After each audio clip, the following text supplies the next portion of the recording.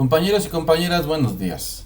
Seguimos en la materia de identificación del proceso salud y enfermedad y en esta ocasión leyendo la norma oficial mexicana NOM 032 SSA 2 2014 que se llama para la vigilancia epidemiológica, promoción, prevención y control de las enfermedades transmitidas por vectores. Dentro de la salud pública, pues esto es muy importante, vigilar aquellos brotes de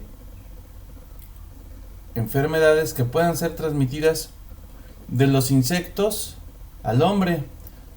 Esos son los vectores, insectos o artrópodos o algún otro animal que pudiera transmitirnos sus bacterias, sus virus y que nos pudiera causar enfermedad y sobre todo alguna epidemia, ¿verdad? Como estamos pasando ahorita por esta terrible pandemia del COVID, en cuyo caso el vector no fue un artrópodo, no fue un insecto, sino parece ser que fue algún murciélago o algún otro animal como el pangolín. Imagínense comerse semejantes animales silvestres, pues guácala de pangolín, ¿no? Pero pues allá los chinos, cochinos. Pero en fin, en una norma oficial, lo que se puede distinguir son varias cosas. Primero, bueno, pues que tiene un año en el cual es publicada esta norma en un diario que se llama Diario Oficial de la Federación. Tiene que estar bien requisitada, es decir, cumplir con las firmas, los sellos y demás. Obviamente la publica la Secretaría de Salud, ahora llamada Secretaría del Bienestar. Y bueno, todo lo que ven aquí en la primera página tiene que ver con las leyes, principalmente la Ley General de Salud, ¿verdad? La Ley Orgánica de la Administración Pública, etcétera. Porque todo esto tiene que estar muy bien sustentado en estas leyes. Se dan antecedentes del proyecto, quién lo hizo, cuándo se modificó, quién lo autorizó, etcétera, etcétera. Quiénes elaboraron la norma, quiénes fueron las organizaciones, comisiones, direcciones, secretarías, institutos, etcétera. Para esta norma oficial, por ejemplo, la elaboraron la Secretaría de Salud, el Centro Nacional de Programas Preventivos y Control de Enfermedades, la Dirección General de Epidemiología, la Dirección General de Promoción de la Salud, la Dirección General de Calidad y Educación en Salud, la Comisión Federal para la Protección contra Riesgos Sanitarios, COFEPRIS, el Instituto Nacional de Salud Pública y el Colegio de Postgraduados en Ciencias Agrícolas. También participaron la Organización Panamericana de la Salud, que es OPS, derivada de la Organización Mundial de la Salud, en su oficina regional, la Sociedad Mexicana también de Salud Pública, Asociación Civil. Ellos hicieron la norma porque tienen a los médicos, técnicos, docentes, investigadores, abogados, especialistas en salud para poder hacer esta norma. Tienen a todo un conjunto de expertos. Y bueno, como introducción, dice la norma: las enfermedades transmitidas por vector constituyen uno de los principales problemas de salud pública en territorio nacional, ya que sus características geográficas y climáticas, así como sus condiciones demográficas y socioeconómicas, favorecen el riesgo de transmisión de una o más de esas enfermedades en cada entidad federativa. Entonces, en este primer párrafo se nos dice que México, por su clima, por su geografía, por tener muchas zonas donde pueden vivir vectores que transmitan enfermedad, pues sí está en riesgo de que su población tenga esos problemas de salud, y enseguida vamos a leer cuáles serían. Dice el segundo párrafo: la presente norma comprende aspectos generales y específicos sobre la vigilancia, prevención con promoción y control de las enfermedades transmitidas por vectores más importantes en nuestro país. Entre estas enfermedades se incluyen dengue, paludismo, enfermedad de Chagas, oncocercosis, leishmaniosis, fiebre del oeste del Nilo, rickettsiosis y fiebre chikungunya. Además, se considera la posible reemergencia de la fiebre amarilla y la eventual llegada de la ehrlichiosis, anaplasmosis y borreliosis o enfermedad de Lyme. Bueno, entonces aquí están, compañeros. Esas son las enfermedades que, debido a que estamos en una zona neártica, subtropical, en donde en algunos lugares llueve abundantemente, muchísimos milímetros de agua que caen al año, como Tabasco, Chiapas, algunas partes de Veracruz, Campeche, todo el litoral del Pacífico que es azotado por huracanes, y también el litoral del Atlántico. Tenemos dos océanos a los lados, tanto al oeste como en el occidente. Tenemos una temporada de lluvias abundante y en algunos lugares un calor bastante alto, lo cual favorece que haya muchos vectores. En este caso, la mayoría de ellas son mosquitos como el Aedes aegypti o mosquitos del género Culex, los cuales transmiten la mayoría de estas enfermedades, ¿sí? Que son la enfermedad de Chagas, paludismo, dengue, rickettsiosis, fiebre chikungunya, etc. Dice el tercer párrafo.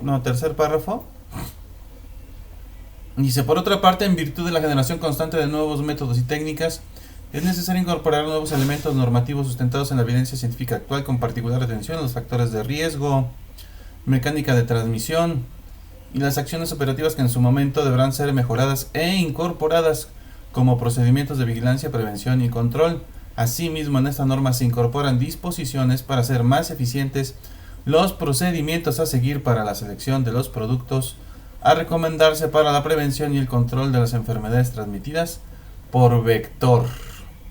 Finalmente, los detalles técnicos y lineamientos para la recomendación de productos para el combate de insectos vectores pueden ser revisados en el apéndice A normativo de la presente norma. Bueno, eso fue muy técnico. Vámonos a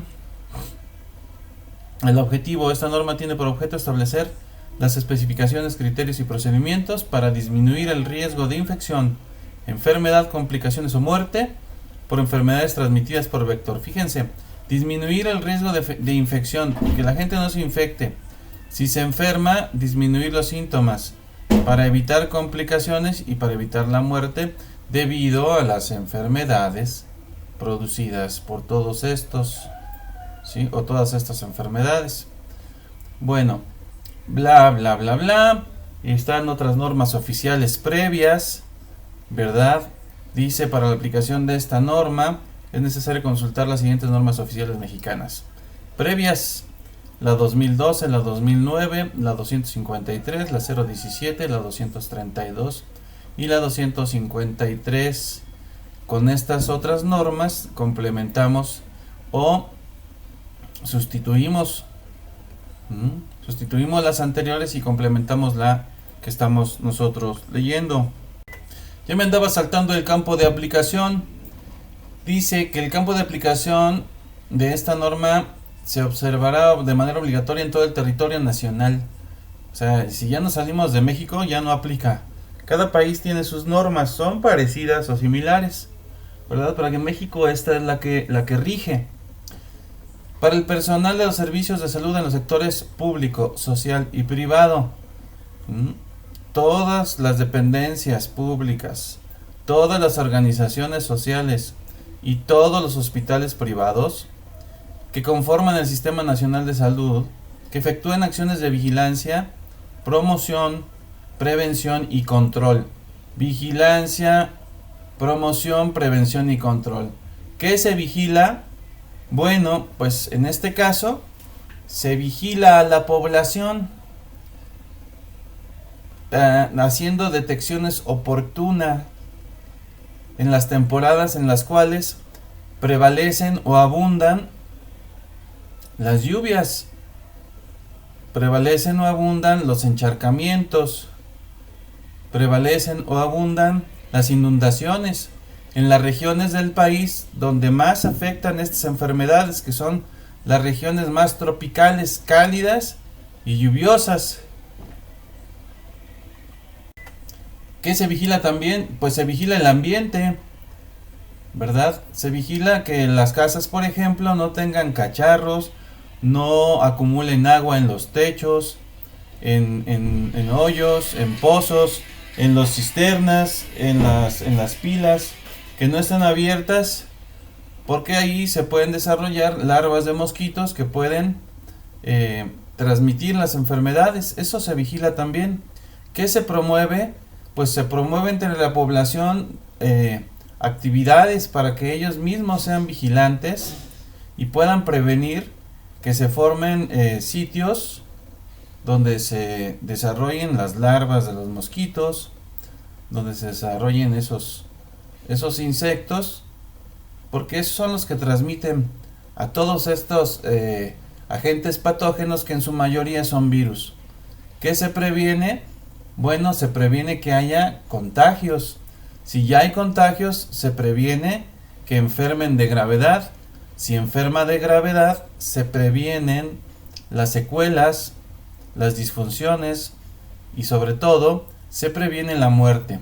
¿Y cómo se controlan estas enfermedades? Pues haciendo todo lo anterior, vigilando, promoviendo y previniendo.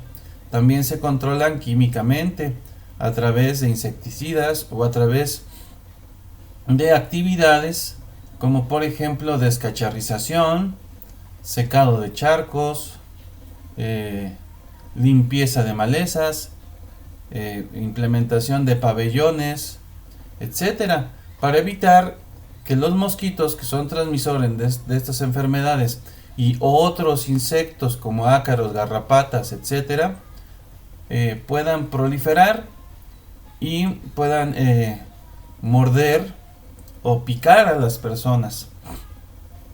Entonces, esos son los objetivos de esta norma y el campo donde se aplican, ¿verdad?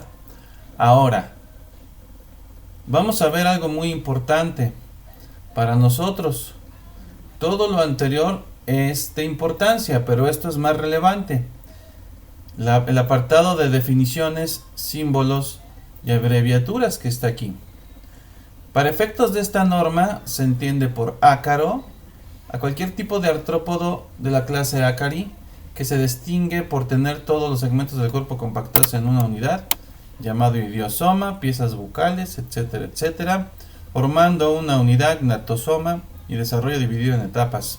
Larva con 3 pares de patas, varios estadios ninfales y adulto con 4 pares de patas. Se incluyen también a las garrapatas. Entonces, en las definiciones empezamos por orden alfabético. La primera es ácaro.